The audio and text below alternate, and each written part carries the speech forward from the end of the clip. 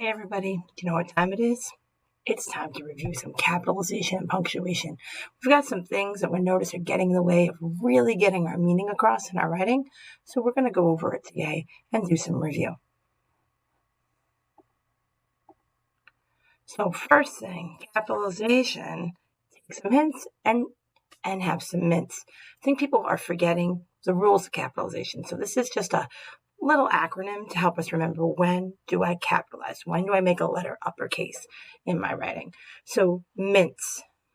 M is for months, I is for the pronoun I, N is for names, T is for titles, S is for the start of a sentence. So look at my examples here on the screen. My birthday is in July. Anytime I do months and days, Monday, Tuesday, Wednesday, Thursday, Friday, Saturday, Sunday, Monday, January, February, March, April, May, June, July, August, September, October, November, December. They get capitalized every single time.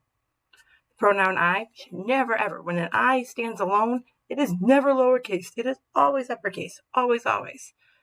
I am excited because I am going away. Anytime you say I, right?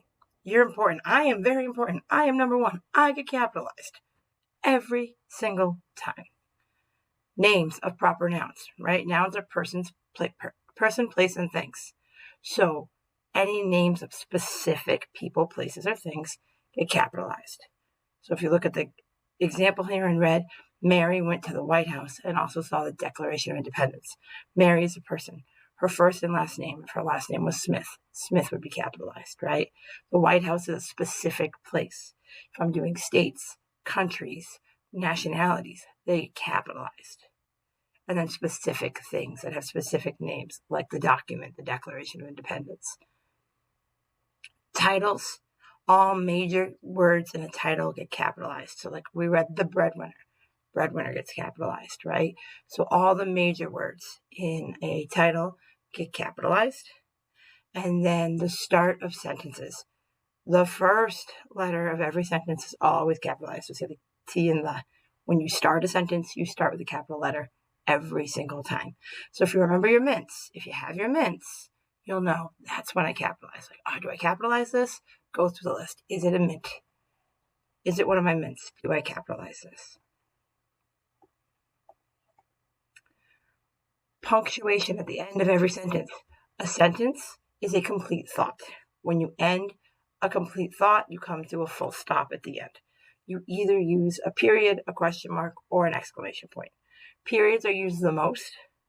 They're used for statements, which are called declarative sentences, that give us information. The shoe is red. I like pizza. The majority of our writing is statements, right? We're stating things that happen, what we know.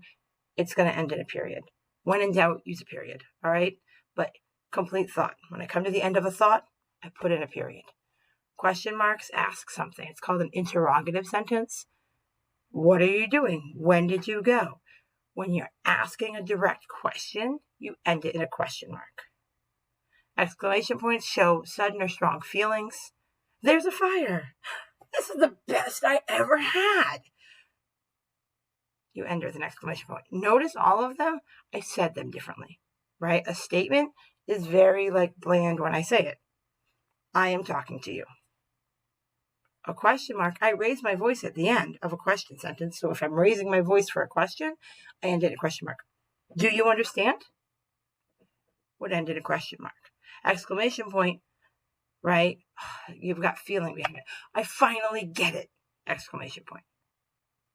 Every sentence ends in punctuation, and it needs to be there. Then the other thing we're seeing in your writing quite a bit is the difference between plural and possessives with nouns, right? So remember, nouns are people, places, or things. So a lot of you don't know when to put apostrophes in, so you just put them in when there's an S, and that's not how it goes, right? If you look over on the side over here, don't be bugged by your plurals and possessive.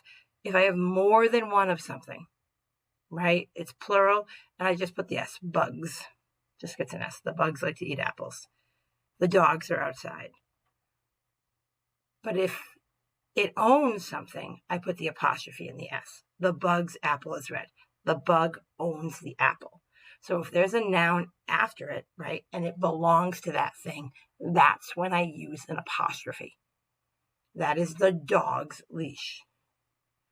If I have more than one, all the bugs' antennae are black. Well, it belongs to all of them, so the apostrophe comes at the end. The cars need gas. It's a plural car. This is the car's gas tank. One car owns it. If all the cars owned it, the apostrophe would come at the end.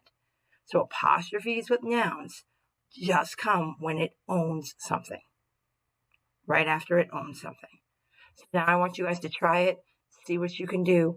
Remember this in your writing because it's going to improve your writing.